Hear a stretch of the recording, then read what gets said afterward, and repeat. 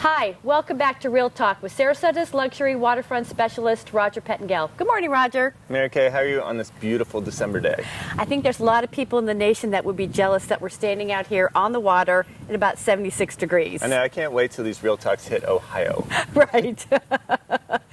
I thought this morning we'd talk about just some trends that you might be seeing bubbling up, things that are happening now that might carry on into the new year. Okay, I mean, the trend that's on my mind is interest rates. Right. So if you've been watching CNBC, that's the way I love to start my morning.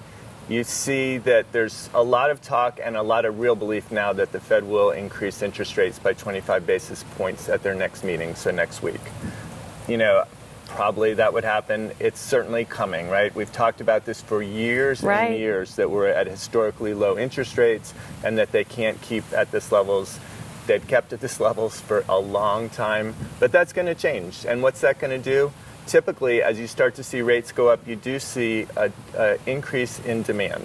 So people want to lock in those rates. They decide to make that buying purchase. You know, it's that one thing that pushes them over to make that decision. Right. So I see it a little bit. I see it more out in the outlying areas. I have a lot of friends that I network with outside of Sarasota, more in the Northeast, that are seeing a real influx in purchases based on people being concerned. I mean, the rates are at 3.75, so do they go to 4? Do they go to 4.5?